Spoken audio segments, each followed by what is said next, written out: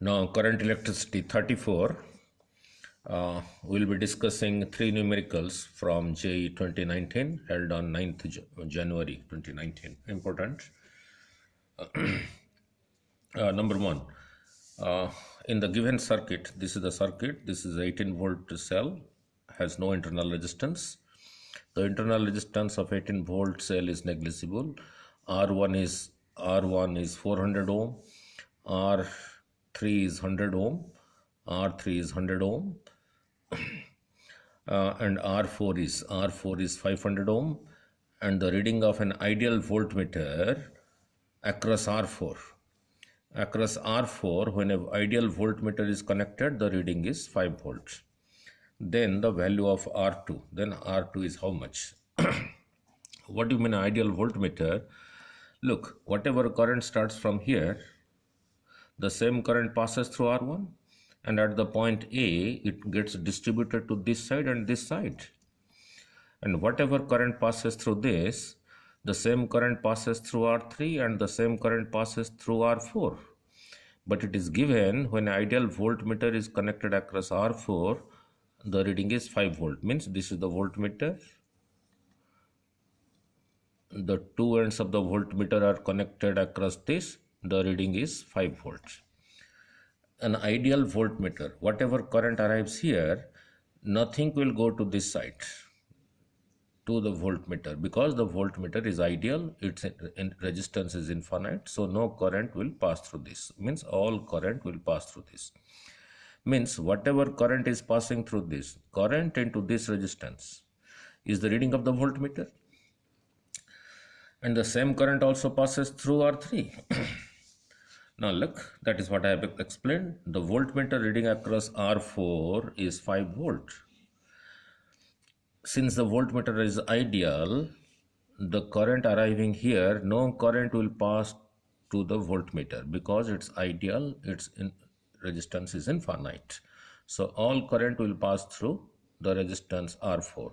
So the current through R4 into its resistance will be the reading of this voltmeter.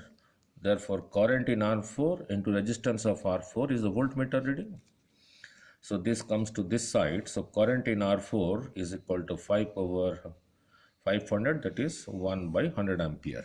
The current through this is 1 by 100 ampere. And the same current must be passing through this. Similarly, means across this, if you connect a voltmeter, the reading will be the current into this resistance.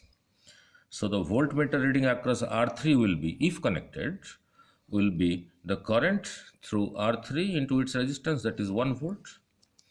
So here between these 2 points the potential difference is 1 volt. Between these 2 points the potential difference is given as 5 volt. Means between this point and this point the potential difference is 5 plus 1, 6 volt. So the voltmeter reading across R2 so across this the reading is 1 volt, across this the reading is 5 volts.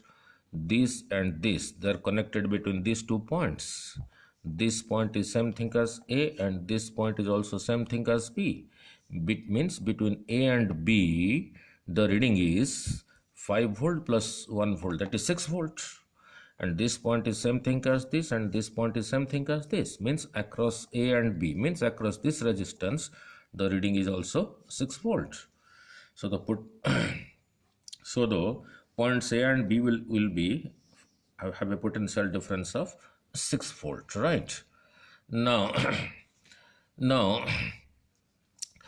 between this point is same thing as this point is same thing as this point, and the difference is 18 volt. Across this, means between this point and this point the potential difference is 5 plus 1, 6 volt. So for this we are left with 18 minus 6, that is equal to 12 volts. So across this the potential difference is 12 volt, across this it is 6 volt. Now so that is what I have explained here. So the voltmeter reading across R1, if a voltmeter is connected across R1, means the potential difference will be 18 minus 6, that is equal to or 12 volts. Then what current must be passing through this to give a reading of 12 volts? The current into resistance of this. So the current in R1 will be, so the current through this into resistance of this will be 12 volt. So the current in R1 will be 12 volt, 12 divided by 400, that is equal to 3 by 100 ampere. So the current passing through this is 3 by, through this is equal to 3 by 100 ampere, and that current gets distributed here. To this side we just calculated the current was 1 by 100 ampere. So out of this 3 by 100, 1 by 100 goes to this side. So we are left to it, to this side, 3 by 100 minus 1 by 100. So this current gets distributed at point A, that is this 3 by 100. 1 by 100 ampere goes along R3 and R4, because I calculated the current here as 1 by 100, and the same current is through this. So the current left for R2 is equal to 3 by 100 minus 1 by 100. So the current in R2 is 3 by 100 minus 1 by 100, that comes out to be 1 by 50 ampere. So the current through this is 1 by 50 ampere. So what will be the potential difference across this? That we have calculated 6. So 6 will be the current through this into its resistance. The current through this we calculated as 1 by 50. So 1 by 50 into R2 is equal to 6 volts. So R2 is equal to, this 50 comes to this side, is equal to a 300 ohm. Very, very important. You get such type of numericals in JEE Main, also in other competitive exams like AIMS or NEET. Then another is a simple one, second one. A wire of resistance capital R is bent to form a square ABCD. Look, ABCDA is the length of the wire. The whole length has a resistance capital R. It is a square. Shown in the figure, the effective resistance between point E and C is how much if E is the midpoint of the arm CD. E is the midpoint of this. We know resistance is directly proportional to length. We know this. R is proportional to L. R is proportional to 1 by A. So R is equal to some constant rho L by A, where rho was material dependent. Now, therefore, the whole length, that is from A to B, from B to C, from C to D, from D to A, the whole length ABCD has a resistance R. But all these four sides are equal. This length is equal to this length, is equal to this length, is equal to this length. So each part, so resistance of AB will be equal to resistance of CD, will be equal to resistance of BC, will be resistance of AD, will be R by 4. So this part will have a resistance R by 4, this part will have a resistance R by 4, this part will have a resistance R by 4, and this whole part will have a resistance R by 4. So 4 times R by 4 will be R, but this is half of this. So this part will have a resistance half of this, that is R by 8, and this will have a resistance R by 8. Again, ED is equal to EC, therefore resistance of ED is equal to resistance of EC is equal to half of R by 4, that is R by 8. Now we have been asked to find the effective resistance between E and C. Along this path, from this point to this point, along this path, this resistance, this resistance, this resistance, this resistance are in series. So the effective will be R by 8 plus R by 4 plus R by 4 plus R by 4. So the resistance of the part EDABC is R by 8 plus R by 4 plus R by 4 plus R by 4. That comes out to be 7R by 8. Now, then this from here to here is R by 8. Resistance of part EC is R by 8. So between this point and this point, this is 7R by 8 on this side, and this R by 8 on this side are in parallel. So between E and C, 7R by 8 and R by 8 8 are in parallel. So the effective resistance is equal to, when we know when two resistances in parallel, the effective is equal to R1 R2 by R1 plus R2. So this 7R by 8 and R by 8 are in parallel. So the effective is equal to 7R by 8 into R by 8 divided by 7R R by 8 plus R by 8. That comes out to be 7R by 64. That comes out to be 7R by 64. Next, then another very simple. A copper wire is stretched to make it 0.5% longer, means the length increases. Then the percentage change in its electrical resistance if its volume remains unchanged is how much? We know R is equal to rho L over A, and I have done in previous lessons. This is a conductor, length L, area of cross section A, its resistance was equal to rho L by A.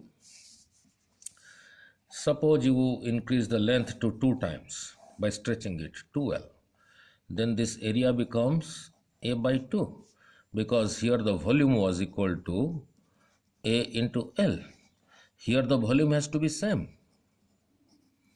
means A by 2 into 2L is also AL, means when the length becomes double, the area becomes A by 2. What I mean to say is, if the L becomes N times L, the area will becomes A by N. So here in this case was R was equal to rho L by A. Now if you compare here, when it becomes N times L and the area becomes this, your R dash will be equal to rho. For L we will write NL. For A we will write A by N. So this N comes to the numerator, so this becomes N square rho L by A. Means this was your previous R, that is same thing as this. So now your R dash is equal to N square times the previous R. This concept we will use. Now we know R is equal to rho L by A, where rho is specific resistance, material dependent, L is length of the wire, A is area of cross section. Let L is equal to original length. The new length is L plus 0.5% of L, plus because it has increased, because it is given in the question. So L plus 0.5 by 100 of L. So that is equal to 5 by 1000 L plus 5 by 1000 L, that is L plus L by 200, that is equal to 201 by 200 L. Means your original length L, after stretching by 0.5%, your L becomes 201 over 200 times L. Means this is your N. This is your N. The value of N that I explained here. When L becomes N times L, area becomes A by N, and your resistance becomes N square times R. So your N is equal to 201 over 200. So L becomes N times L, so resistance becomes N square times R, which I just explained. And by comparing here, your N is equal to 201 over 200, right? Then what is the percentage change? Any percentage is final value minus initial value over initial value into 100. Your final resistance is N square times R. N square times R. Initial was your R. So final value minus initial value divided by initial value into 100. Now just now take R common from the numerator. So this R cancels. So we are left with N square minus 1 into 100. N square minus 1 into 100. N I have calculated. So put the value of N here. 201 over 200 square of that minus 1 into 100. If you put it in a calculator, this comes out to be 1.0025. So that is nearly a 1%. So nearly 1% is increase in the electrical resistance of the conductor.